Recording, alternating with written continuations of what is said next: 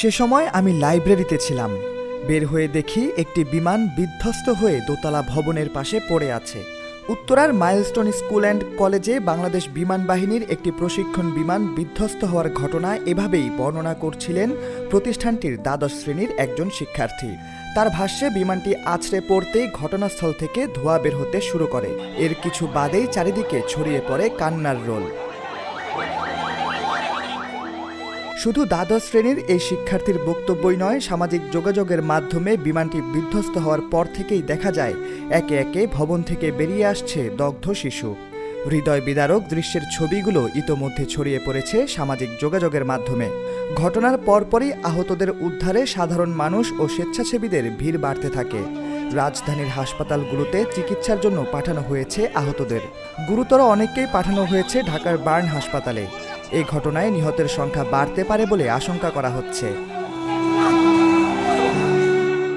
বিমান বাহিনীর সূত্রে জানা গেছে, ওই যুদ্ধ বিমানটি প্রশিক্ষণের জন্য উড্ডয়ন করেছিল দুপুর 1:06 দিকে, আর ফায়ার সার্ভিস বিধ্বস্ত হওয়ার খবর পায় দুপুর 1:18 দিকে। সে হিসেবে আকাশে ওড়ার খুব বেশি সময় পায়নি বিমানটি। ঠিক কী কারণে বিমানটি বিধ্বস্ত হলো তা এখনও জানা যায়নি। এ ঘটনায় শোক প্রকাশ করেছেন অন্তর্বর্তী সরকারের প্রধান উপদেষ্টা ডক্টর মোহাম্মদ ইউনূস।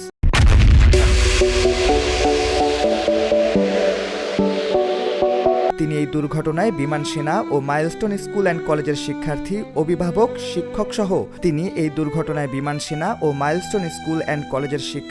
অভিভাবক, শিক্ষকসহ অন্যান্যদের যে ক্ষতি হয়েছে তা অপূরণীয় বলে জানিয়েছেন। জাতির জন্য এটি একটি গভীর বেদনার সময় বলেও তিনি অভিহিত করেছেন। এদিকে এই ঘটনায় 22 জুলাই রাষ্ট্রীয় শোক ঘোষণা করা হয়েছে। দেশের সকল সরকারি, আধা সরকারি, স্বায়ত্তশাসিত প্রতিষ্ঠান, শিক্ষা প্রতিষ্ঠানে জাতীয় পতাকা অর্ধনমিত থাকবে। পাশাপাশি সকল সরকারি, বেসরকারি ভবন ও বাংলাদেশে বিদেশি মিশনেও জাতীয় পতাকা অর্ধনমিত থাকতে হবে। আহত ও নিহতদের জন্য দেশের সব ধর্মীয় উপাসনালয়ে বিশেষ প্রার্থনার আয়োজন করা হবে।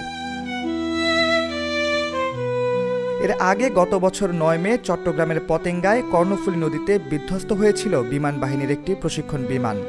এরপর আবার ঢাকায় একই ঘটনার পুনরাবৃত্তি হলো।